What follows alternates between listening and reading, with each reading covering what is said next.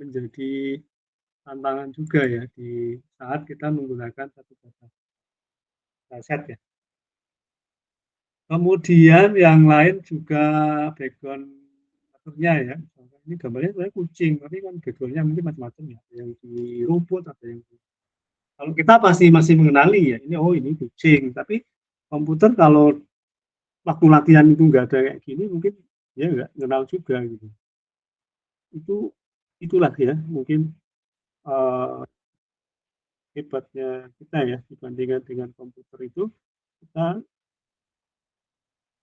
tahu gitu ya, kucing gitu walaupun background-nya itu kelihatannya bukan kayak ini karena apa, karena background-nya yang kiri itu kan kayak sofa-sofa itu kayak apa ini, ya, atau deformation. Jadi deformation itu ada yang berdiri, duduk, rebahan, apa gitu ya. Ternyata itu masih dalam bentuk yang sama.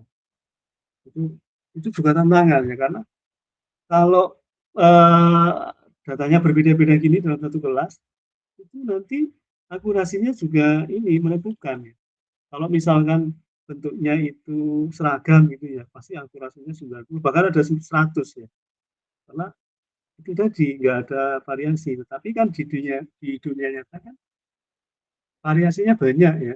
Antar satu kelas saja bisa ini kucing ya, kucing berdiri, kucing macam-macam gitu, ditambah background-nya, tambah ini macam-macam ya, variasinya macam-macam. Itu merupakan challenge bagi kita. Atau ada halangan ya, ini kucing ditutupi apa ditutupi kain ya, itu kelihatan ini mukanya kucing. Itu kalau kita mengenali kucing, tapi komputer belum tentu. Yang tengah juga sama ya, ini kucing tapi di tengah rumput gitu ya, kelihatannya ya matanya dan seterusnya. Kita masih mengenali kucing. Atau yang paling kanan, yang paling ekstrim ya, itu apa gitu ya. Ternyata itu kucing karena buntutnya aja ya, ini sudah menandakan ya, kucing. Itu tantangan bagi kita seperti itu datasetnya. Nah, biasanya kalau modelnya itu kita ingin apa mengklasifikasi, kemudian modelnya itu sederhana ya, belum belum sampai CNN. Itu kita hanya membandingkan, misalkan menggunakan jarak ini. Classifiernya itu hanya jarak terdekat aja. Jarak terdekat itu berarti nanti kita cari ya, cari jarak antara gambar satu dengan gambar yang lain itu berapa. Ini menggunakan jarak, terus nanti kita yang paling minimal itu yang masuk ke kelas tersebut. Itu pakai NN, sederhana ya. Kemudian ada juga pakai backward ya. Jadi membandingkan apa namanya histogram dari fitur lokalnya. Itu pakai. Ini kita nggak berbicara ini ya, kita hanya tadi ya intinya kan kita punya deep learning, kemudian aplikasinya di mana. Ini hanya mengenalkan yang dasar-dasarnya dulu. Apa yang harus di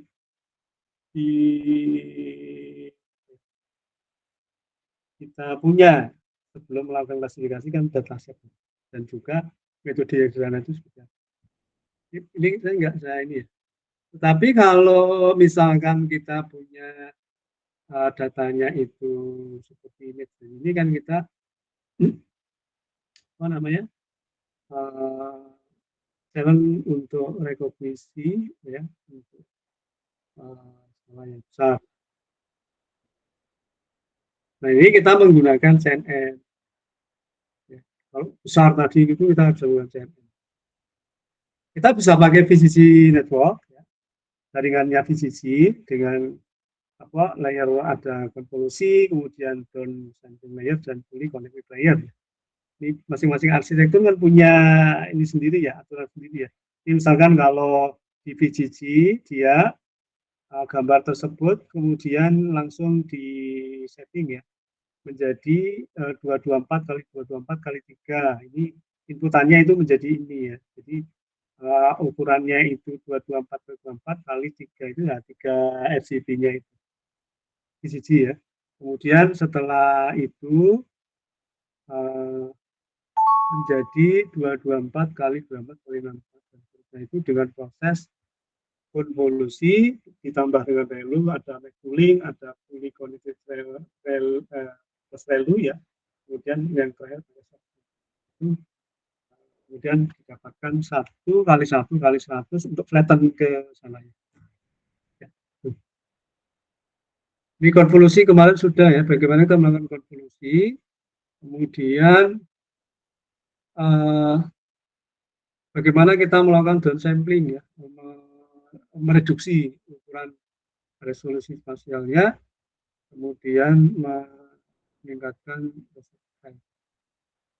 pooling ya. Pooling itu bisa biasanya kita pakai max pooling, pooling maksimum atau minimum atau min ya, boleh, tapi kebanyakan kita menggunakan max pooling.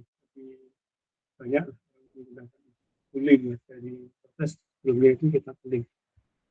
Kemudian fully connected layer masuk ke situ, kita bisa menggunakan proses yang ini ya, kita menghitung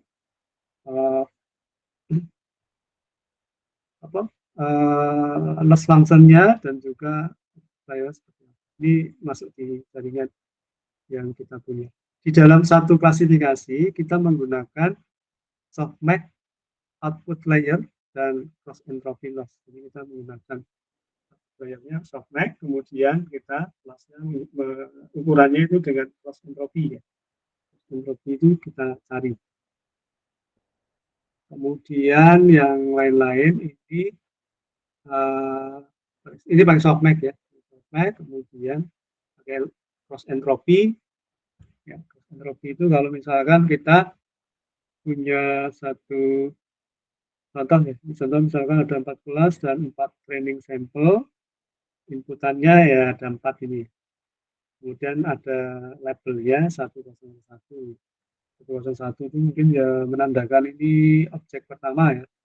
Kemudian yang 01 itu ya 2, 001 ada 3 dan seterusnya. Kemudian didapatkan skor prediktifnya, dihitung survive-nya, kemudian dihitung loss cross entropy-nya. Ini nanti dapat seperti ini. Kita bisa mendapatkan nilai-nilainya softmax, kemudian apa namanya layernya ya. Nanti dia ini maksudnya 0,88 itu ya mungkin 0,85 itu ini termasuk kelas yang pertama gitu ya. Yang paling tinggi lah, ini kedua, ketiga, dan itu. Kemudian dihitung cross entropinya ya, entropinya pakai ini log fungsi lossnya ya, loss functionnya, dan ketemu cross entropinya. Jadi memang rumit ya kalau kita punya satu ini aja, ini masuk ke layer-layernya itu, nanti ini tadi berapa nilai dari misalkan ini kita mau mencari ini yang gambar ini termasuk apa gitu ya, ini persentasenya keluar. Yang kemudian kita jadikan ini ya, hasil dari trainingnya. Arsitekturnya ada Linet, ini AlecNet, VGG, Inception, kemarin sudah kita terangkan ya, LesNet dan seterusnya. Itu untuk klasifikasi, nanti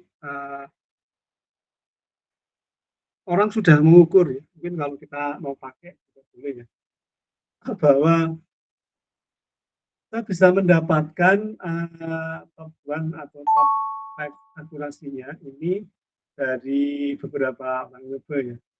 Variabel itu didapatkan bahwa VGC itu banyak, orang tanya banyak tetapi dia paling slow ya. Kemudian dari sisi ini ya, kecepatannya ya, karena mungkin parameternya banyak jadi kan kerjanya lambat gitu ya. Ini VGC. Kemudian ResNet atau Inception atau GoogleNet itu paling cepat, ya lebih cepat ya. Dan ini apa? Parameternya lebih sedikit. Tapi kalau di sini dilihat akurasinya yang paling tinggi itu adalah Inception, versi yang 4. Paling rendah itu AlecNet, kemudian karena AlecNet kan munculnya ini ya tahun 98. Sebelumnya ini 2012 ya. AlecNet itu 2012 sehingga mungkin ya performanya kurang dibandingkan dengan Jadi kalau misalkan kita mau pakai ya, mau adzan dulu sebentar, adzan dulu ya.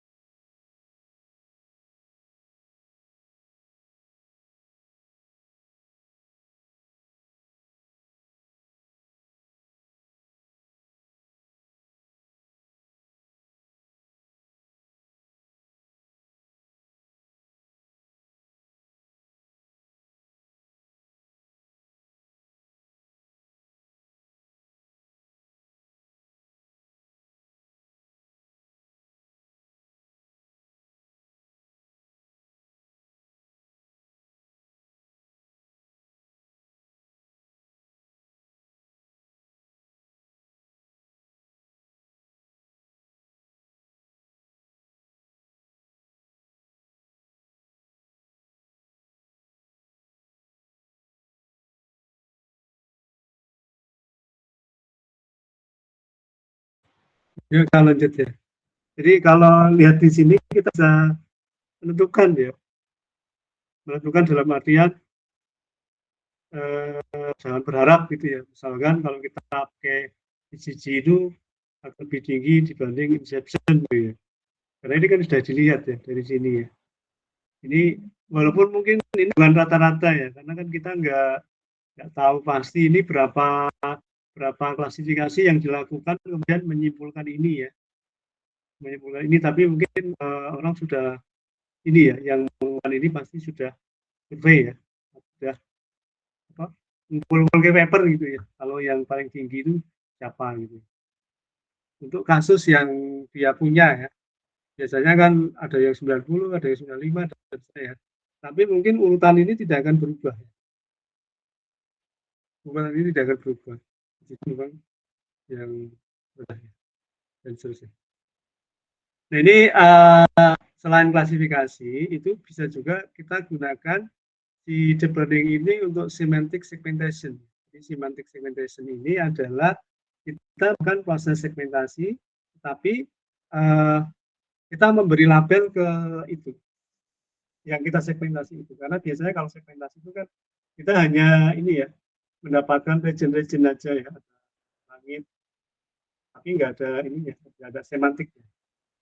Jadi kalau di segmentasi ini kita bisa memberi semantik labelnya ya ke objek tersebut, berdasarkan region-regionnya.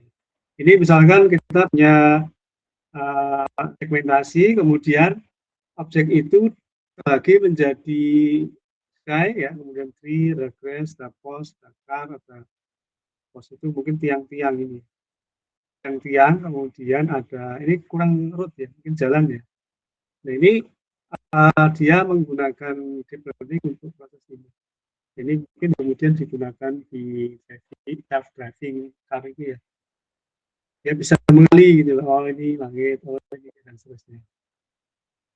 Nah ini dia menggunakan satu konvolusi neural network itu ya, ini yang paling sederhana mungkin ya. Sederhana itu dia menggunakan satu jaringan, menerapkan ya satu classification network di satu convolutional fashion untuk mendapatkan ini class heatmap-nya. Jadi kayak ini peta kelasnya, peta kelas dari masing-masing pixelnya itu. Dia menggunakan cross entropy loss pada setiap pixelnya dari output. Dia melakukan satu penjumlahan untuk si loss classification-nya ini. Jadi ada gambar kucing, kemudian masuk ke jaringan tersebutnya, dia bikin tabel ya. Bikin tabel. Mungkin kalau yang mata itu nanti warnanya apa gitu ya. Dia punya heat map-nya ini. Ya, kemudian nanti pada saat pemakaian ditarik dari sini. Jadi dia punya peta ya, kayak tabel-tabelnya. Nah ini dia menggunakan ini ya, misalkan tadi kan dia membentuk cara membentuk heat map-nya ini, tabel ini misalnya contohnya kucing ya, dia mau bikin heat map-nya ini dari kucing tersebut itu biasanya kalau ini tadi ya itu resolusinya itu rendah itu karena ini ya downsampling tadi. Tetapi dengan hanya menggunakan filter konvolusional itu dia tidak bekerja dikarenakan small receptive field-nya. Kemudian menggunakan karena masalah-masalah tadi itu ya, dia kemudian menggunakan learn and sampling operation dan dikombinasikan dengan informasi low dan high level. Yang kemudian muncul ada namanya FCN 32. Ya, 32 itu mungkin maksudnya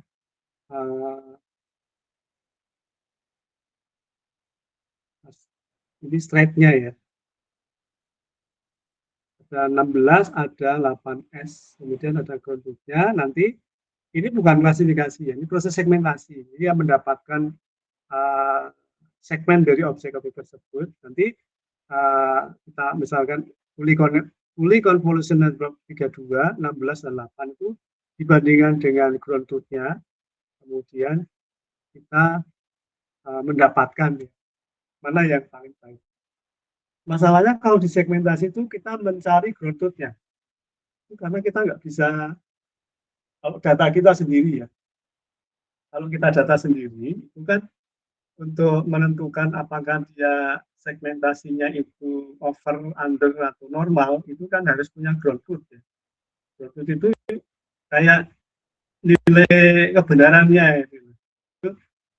Kalau data kita itu enggak ada, ya biasanya agak susah gitu, untuk menentukan apakah ini over atau under segmentation, karena itu penting banget ya pada saat kita punya segmentasi, karena di beberapa ini kan kita mengatakan bahwa segmentasi itu adalah awal dari proses klasifikasi. Kalau segmentasinya itu tidak bagus, maka hasil klasifikasinya akan jelek. Nah, ini yang perlu kita ketahui, kalau kita punya satu pekerjaan untuk melakukan proses segmentasi, maka dataset tersebut di dalamnya harus ada ground truth-nya gitu. Karena kalau misalkan kita pakai dataset yang tadi ya ImageNet itu ya, itu kayaknya ground truth-nya belum ada di situ. Ya, Biasanya untuk kasus-kasus tertentu, itu kita harus membuat ground truth-nya, kalau memang nggak ada. Ini kan agak susah juga ya.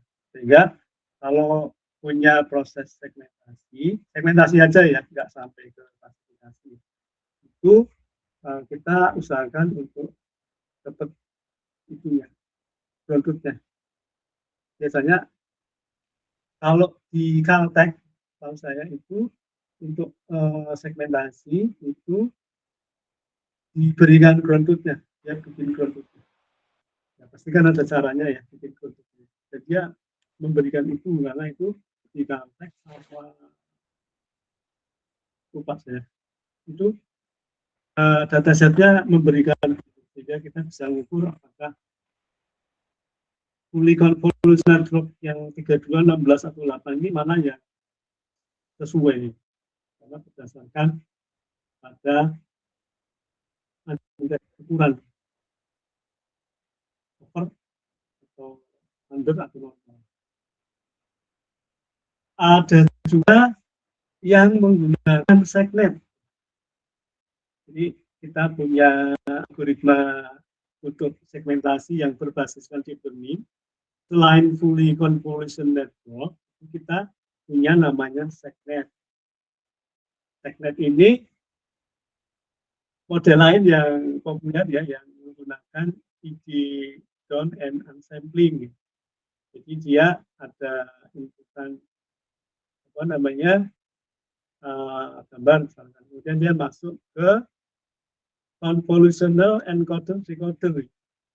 Di situ ya ada konvolusi ditambah dengan normalisasi batch, kemudian ReLU, kemudian pooling. Ini yang warna-warna hijau, merah, itu dia prosesnya ada sampling yang merah, kemudian yang terakhir yang kuning ya, itu terakhir dia menggunakan software. Ya kemudian outputnya bisa dilihat hasil segmentasinya, itu bisa dilihat yang kanan paling kanan. Jadi ada input, kemudian masuk ke segment. Segment itu ini ya, convolutional encoder decoder ya, itunya apa? Prosesnya menggunakan itu. Baru outputnya. Nah, outputnya itu nanti yang dibandingkan dengan ground truth-nya. Nah, kalau ground truth-nya tidak ada ya kita nggak bisa ngukur ya. Sementara kalau idealnya itu kan ya memang harus juga ya.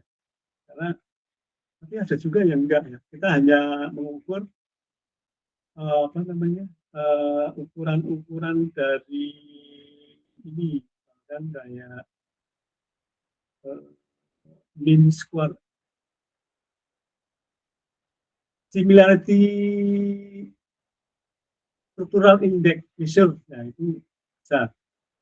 Tapi orang pasti akan bertanya, ini proses segmentasi, ini under, over, atau apa gitu ya. Nah, under, over, dan apa ini ya dibandingkan dengan, tapi ada caranya juga ya, untuk proses segmentasinya ini baik atau enggak. Ini unsampling ya, jadi ada caranya, unsampling, kemudian di make pooling, unpooling ya. Make unpooling ya, pooling ya, kemudian di unpooling 7 ya. Ini misalkan ada make pooling ya, poolingnya 4 kali 4, berarti setiap 4 kali 4 ini dicari yang paling besar itu yang mana. Ini kalau metode make unpooling itu dilakukan ini dulu, berarti pertama adalah make pooling dulu ya, ini 6, 8, 3, 4, kemudian kalau kita punya unpooling itu kebalikannya ya. Jadi 4, 3, 1, 2 itu dibalik ke mana? Dibalikkan lagi, di mana nilainya itu adalah 0, 0, balik ke. Itu di segmen. Ini contohnya ya. Mungkin orang ini membandingkan antara segmen dengan FCN. FCN-nya ini nggak tahu yang 32, 16 berapa. Tetapi dia kemudian Ini nantinya kan digunakan untuk mengenali ya objek ini apa itu ya, yang kuning itu apa dan sebagainya itu ya. Ini kebetulan dia inputannya ada seperti ini, kemudian disegmentasi dengan menggunakan segnet dan FCN, nah hasilnya berbeda-beda ya. Nah ukurannya itu menggunakan tadi download nanti dicari yang paling atau pakai yang lain ya, ini juga banyak pakai apa namanya fitur space optimization itu biasanya digunakan di video yang lain-lain. Atau bisa juga pakai hierarchical multi skill attention ya, itu bisa juga. Ini seperti itu. Kemudian ada juga pakai yang lain-lain ya seperti ini. Nah, ini tidak usah. Saya ingin ngasih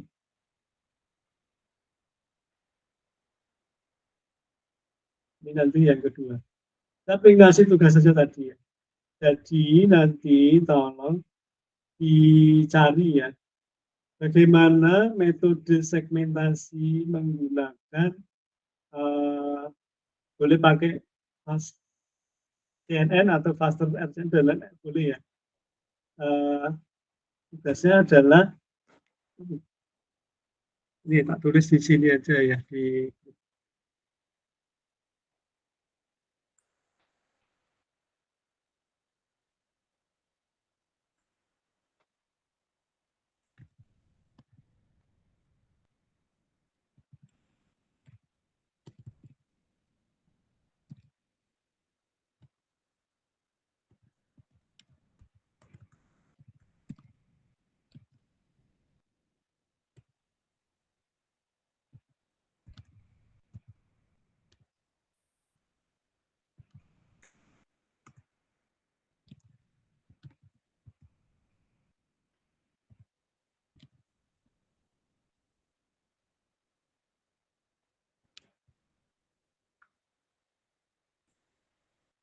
deep learning ya. Tugasnya nanti dikumpulkan di Google Classroom ya. Tugasnya adalah untuk deep learning. Deep learning mana tadi? Oh, ini ya tugasnya. Tugas ringkas. Carilah paper ya. Carilah paper mengenai aplikasi deep learning untuk segmentasi ya. Misalkan menggunakan ini misalkan pakai fast CNN atau pakai segnet atau pakai fast RCNN atau yang lain ya. Nanti diringkas saja, diringkas latar belakangnya. Permasalahannya apa dan algoritmanya seperti apa dari input, proses sampai output ya. Kemudian yang terakhir referensinya dituliskan ya. Misalkan paper ya, judulnya apa ya, itu agar paham. Terutama arsitekturnya ya, seperti apa. Terutama dituliskan arsitekturnya. Dikumpulkan di Google Classroom ya. Nanti tak bikinkan maksimal hari Kamis ya, Kamis depan. Kamis depan ujian ya, buka ya, depan 13 Mei. 26. Ya. Ini adalah bahan UTS ya. Ini sebagai bahan UTS. Jadi nanti ringkasan dituliskan di jawaban.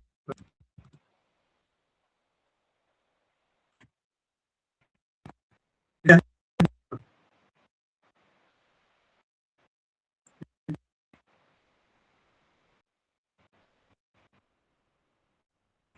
Ada pertanyaan? Ini sudah sore. Ada pertanyaan tidak? Kalau tidak anggap paham ya, paham nanti di summary aja, satu halaman cukup dimasukin ke Google Form di Google Classroom dan itu dituliskan di UTS ya, diringkas saja, nggak usah banyak-banyak, mungkin setengah halaman buat setengah halaman folio cukup ya. Gitu. Kalau tidak ada pertanyaan dan saya anggap paham ya, sampai ketemu lagi minggu depan. Minggu depan nanti saya soalnya jamnya tertentu, bukan jam tertentu ya. Kita kan kuliahnya jam setengah 11 ya biasanya, tapi karena libur nanti online mengerjakan UK itu setengah 11 sampai jam 12. Nanti mengerjakannya di Google Classroom, saya kasih Google Form, soal-soalnya ada di situ. Tapi mengerjakannya nanti jam 10.30 sampai jam 12. Itu ya. Oke, kalau tidak ada saya akhiri ya. Terima kasih. Assalamualaikum warahmatullahi wabarakatuh. Waalaikumsalam warahmatullahi wabarakatuh. Waalaikumsalam.